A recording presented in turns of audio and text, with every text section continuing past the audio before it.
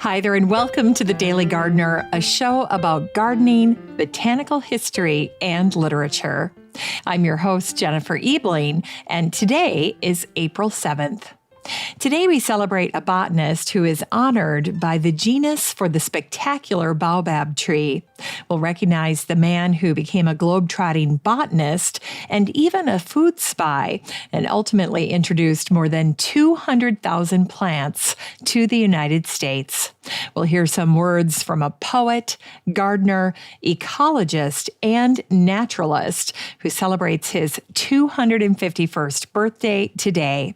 And we grow that garden library with a book about the pioneering herbalist Nicholas Culpeper. And then finally, we'll wrap things up with a fun little quote from an Iowa newspaperman that's very timely. But first, here's today's curated news.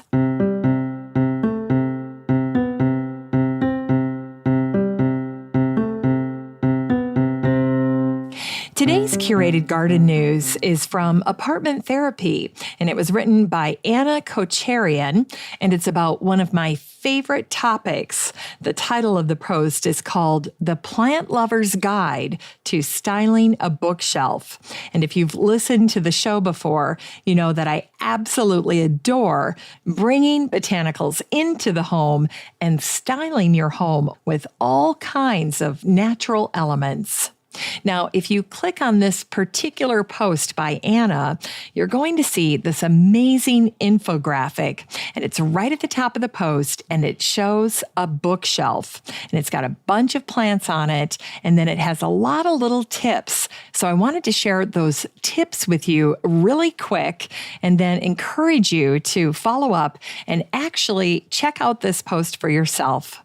But here's what this graphic talks about in terms of adding botanicals to your bookshelf. So the first tip is to choose the right vessels for your plants.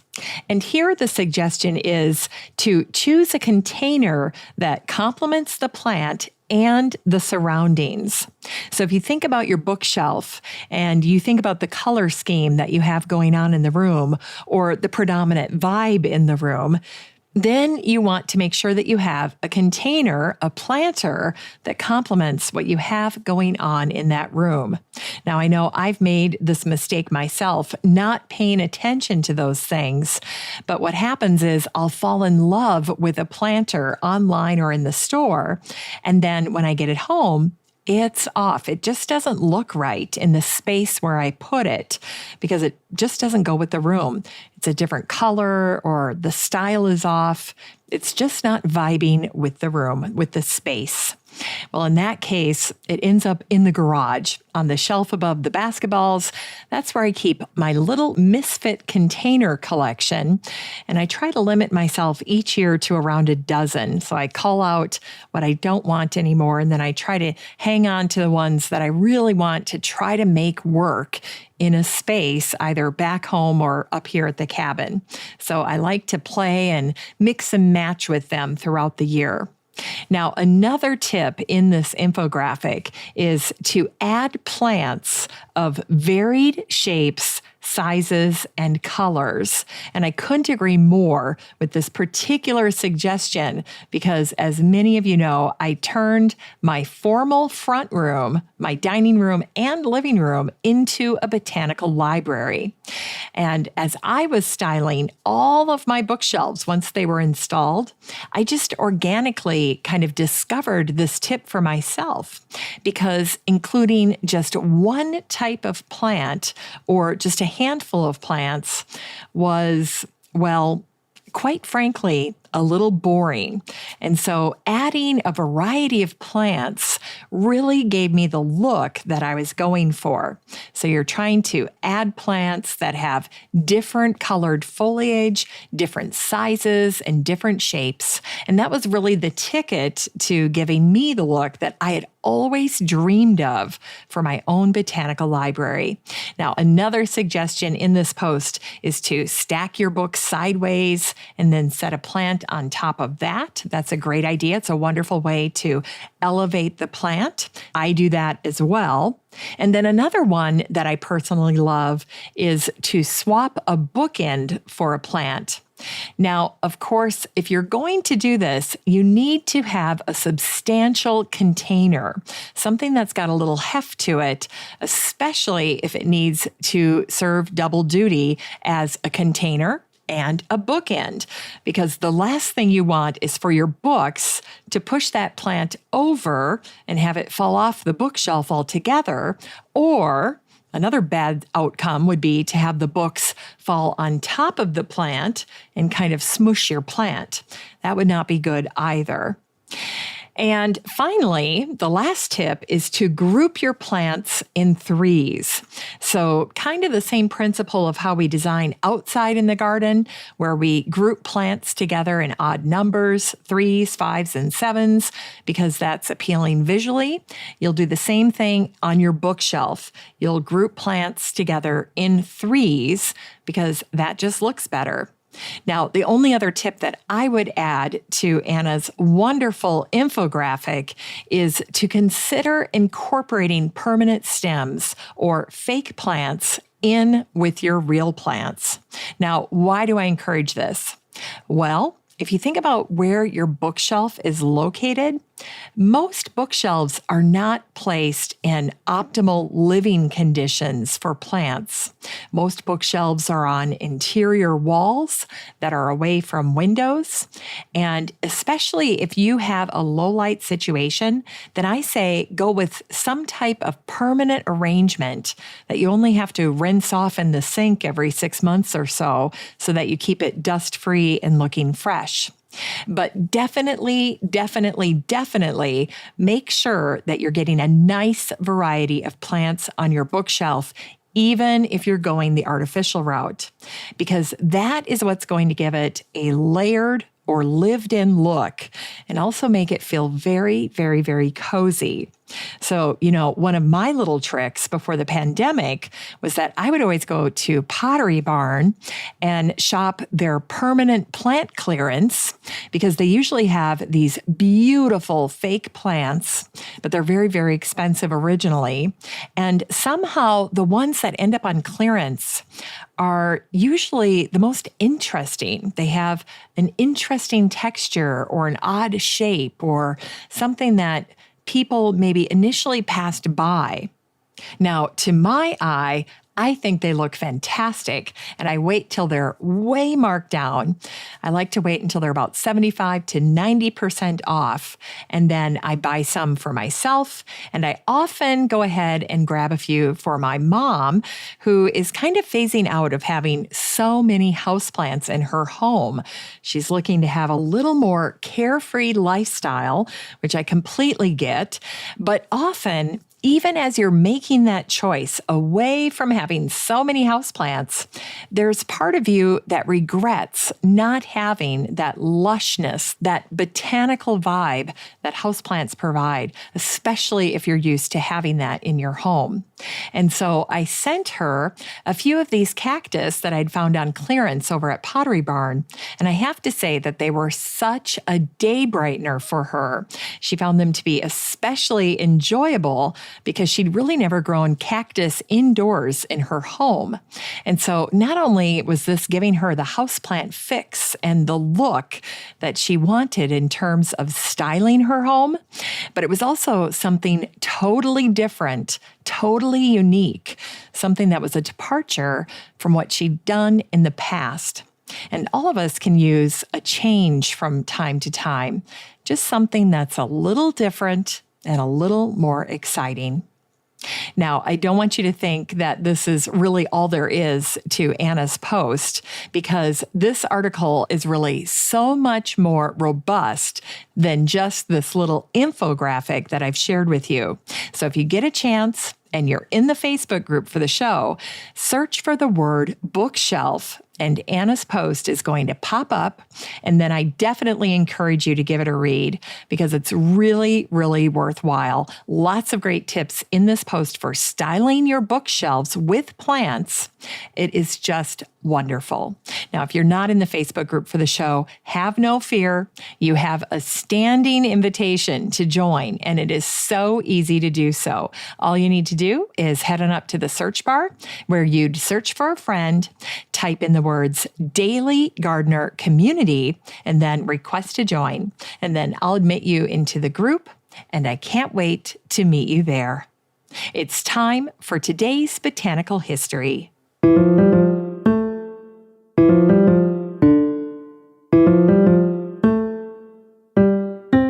Here's Botanical History for this day, April 7th.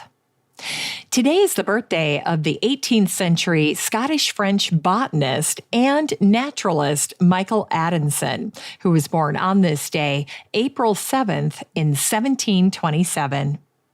Michel created the first natural classification of flowering plants. In fact, the great botanist Jussieu adopted Michel's methodology to create his masterpiece called Genera Plantarum in 1789. And although today we think mainly of Darwin and Linnaeus when it comes to classification, these two men and others stood on the shoulders of people like Michel Adanson. Michel was the first person to question the stability of species. And when he saw breaks in patterns or deviations in nature, he came up with a word for it, and it's one we still use today. The word is mutation. One of the most profound experiences in Michel's life was the 5-year period that he spent living in Senegal, where he collected and described many new plants and animals. That experience provided the foundation for his most famous work, his 2-part book, Plant Families. It came out in 1763. In this book, Michel classified plants by evaluating a variety of plant characteristics in contrast to Linnaeus's more straightforward sexual system. Again, Michel's approach was revolutionary, and today it's called the natural system of classification. Carl Linnaeus ended up honoring Michel's contributions with the naming of a genus he called Adansonia, which features the spectacularly unique baobab trees of Africa, Australia, and Madagascar. The baobab tree is remarkable and memorable.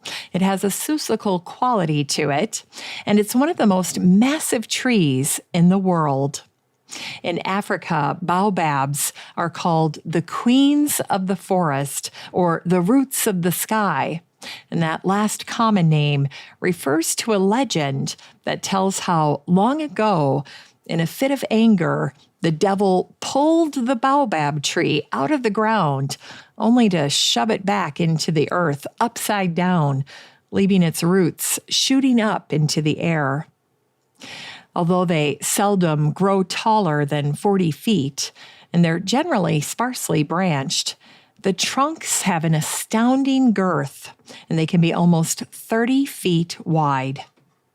And some of the largest baobab cavities have served as jails, post offices, and even pubs. Today, there is a massive baobab tree in Zimbabwe, and it's called Shadrach's Office by the locals. It was used as a safe by a famous poacher. He kept his ivory and rhinoceros horns in the baobab tree. Now, inside the enormous trunks of baobabs is something very special. They can store up to 32,000 gallons of water. So while the outer bark is about 6 inches thick, the inside cavity is actually spongy and vascular.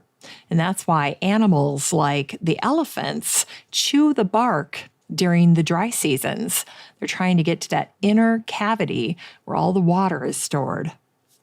The baobab can indeed grow to be enormous, and carbon dating on some of the oldest trees suggests that they live to be over 3,000 years old.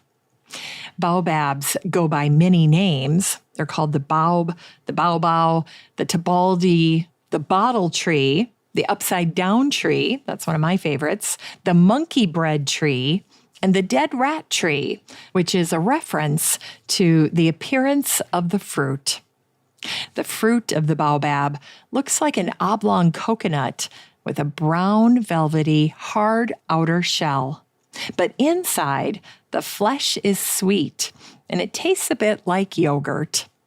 The baobab fruit contains more vitamin C than oranges, more calcium than milk, more antioxidants than blueberries or cranberries, and more iron than steak. Finally, the flowers of the baobab bloom at night, and they're bat-pollinated. And here's another fun fact about the baobab. The cooking ingredient, cream of tartar, was initially made from baobab seed pulp, but today it's mostly sourced as a byproduct of making wine. So that's the baobab.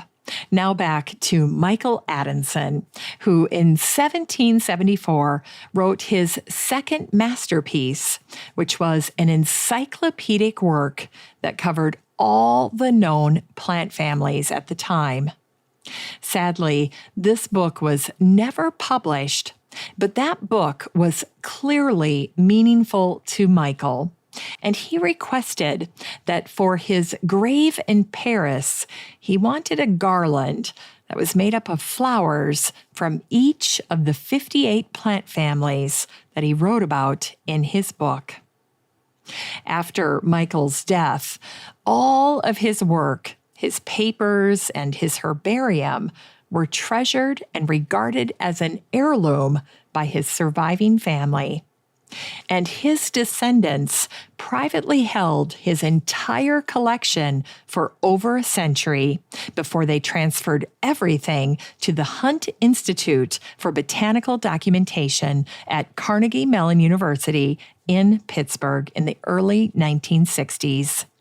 Now, the Hunt Institute was so energized and grateful for this magnificent gift that they republished Michel's book on plant families in 2 volumes, and they released them in 1963 and in 1964. And during the pandemic, I was able to source both volumes for my own personal botanical library, and I was thrilled, still am.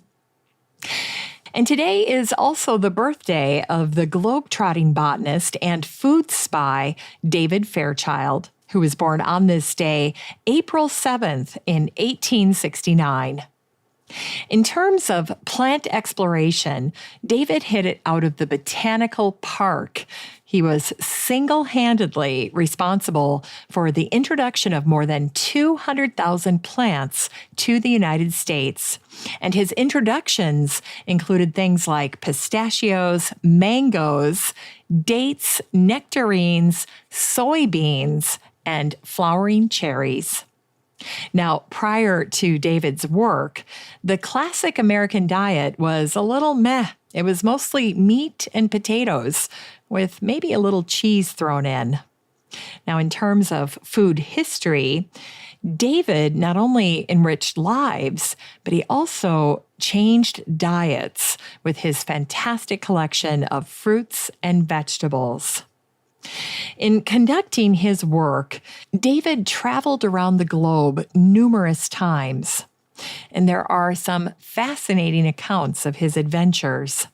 In 2019, David's story and contributions intrigued the author Daniel Stone so much that he wrote a spectacular biography of David called The Food Explorer: The True Adventures of the Globe-Trotting Botanist Who Transformed What America Eats. And it's really an awesome book. Now, before I close out this tribute to David, I wanted to share some of his legacy with you. For instance, Without David Fairchild, the Washington Mall would not have the beautiful Japanese flowering cherries. That was thanks to David. And while plants like kale seem to be a relatively new phenomenon in gardens across the country, especially over the past decade, it was actually David Fairchild, not Trader Joe's, who brought kale to America. And if you're a Chipotle fan, keep in mind that it was David Fairchild who brought the avocado to America as well. In fact, David loved the avocado so much that he wrote, "The avocado is a fruit without rival among the fruits, the veritable fruit of paradise." Now, looking back over David's life, it's clear that he had a few lucky breaks that helped change the trajectory of his life. For instance, on his very first collecting expedition, he ended up meeting Barbara Latham, who ended up funding many of his adventures. And in 1905, he fell in love and married Mary Ann Bell.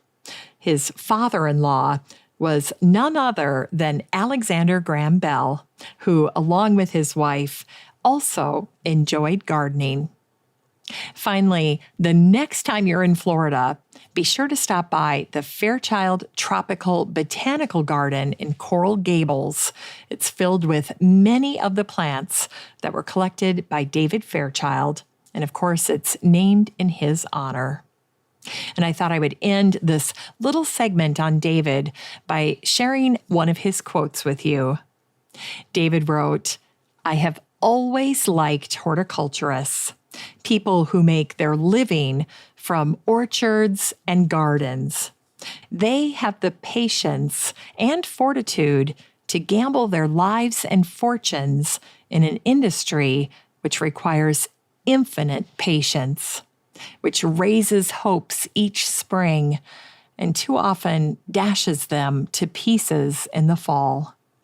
They're always conscious of sun and wind and rain, must always be alert, lest they lose the chance of plowing at the right moment, pruning at the right time. The successful horticulturist spends much time alone among his trees, away from the constant chatter of human beings." It's time for today's Unearthed Words.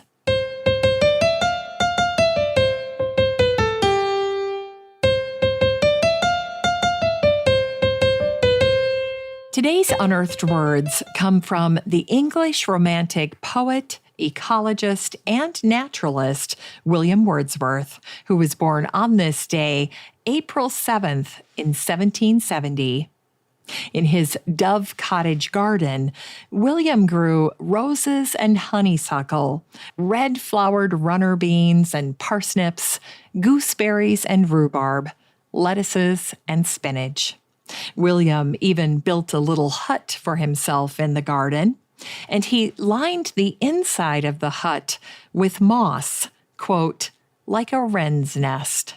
And on February 25th, 1797, William wrote, "I have lately been living upon air, and the essence of carrots, cabbages, turnips, and other esculent vegetables, not excluding parsley, the product of my garden."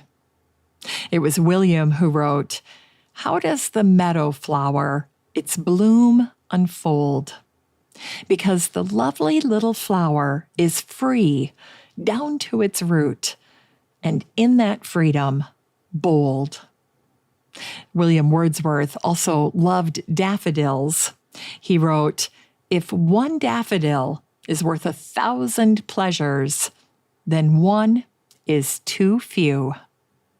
It's no surprise then to learn that William wrote the mother of all daffodil poems, and it starts out this way.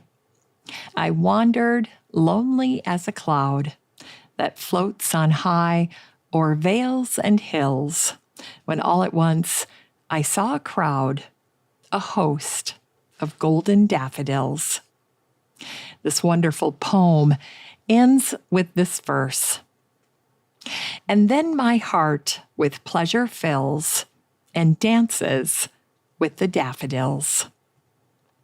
Finally, it was William Wordsworth who wrote, "He is the happiest who has the power to gather wisdom from a flower."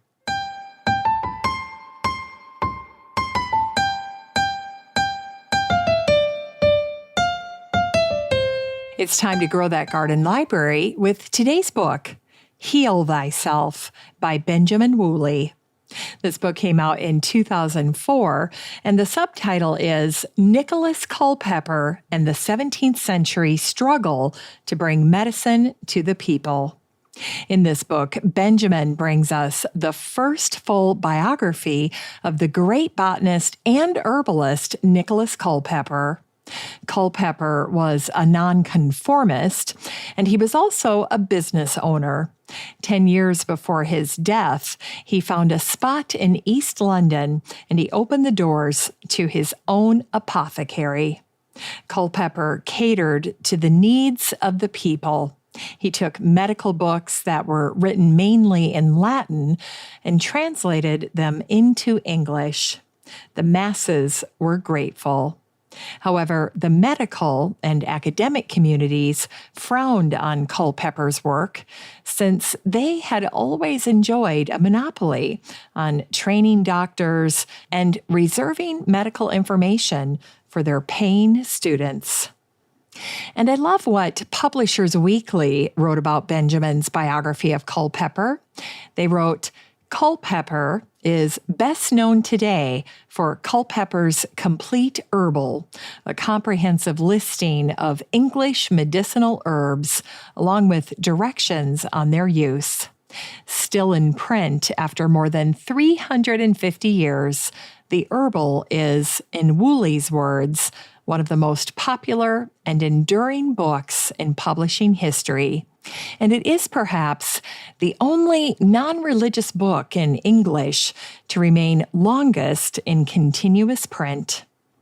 In a time preoccupied with empowering patients and making information available online, this tale has particular resonance.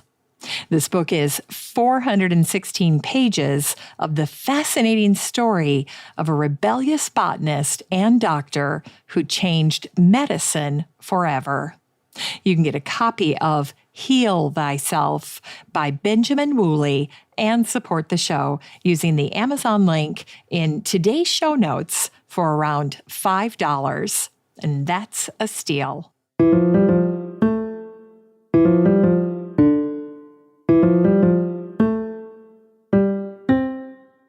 Finally, here's something sweet to revive the little botanic spark in your heart. Today is the birthday of the editor and publisher of the Mason City Globe-Gazette newspaper, W. Earl Hall, who was born on this day, April 7th, in 1897. Hall wrote one of my favorite quotes about spring, and I thought I'd end the show with it today. He wrote, "Science has never drummed up quite as effective a tranquilizing agent as a sunny spring day." Isn't that great? Well, I hope you have some sunshiny days this spring. And I always say it's the best time of the year for gardeners. A whole growing season is before us, and the garden offers limitless possibilities. Thanks for listening to The Daily Gardener. And remember, for a happy, healthy life, garden every day. The Daily Gardener is produced in lovely Maple Grove and Wyoming, Minnesota, with the help of Paige Mance, Brooke Bierbaum, and Eric Begay. If you want to read today's show notes, just head on over to thedailygardener.org. And while you're there, be sure to sign up for my free Friday newsletter. And don't forget that you have a standing invitation to join the free Facebook group for listeners of the show. Just search for Daily Gardener Community the next time you're on Facebook. and request to join. Last but not least, you can always get in touch by emailing me at jennifer@thedailygardener.org. I'm your host, Jennifer Ebling, and as always, have a great day in the garden, and we'll see you tomorrow.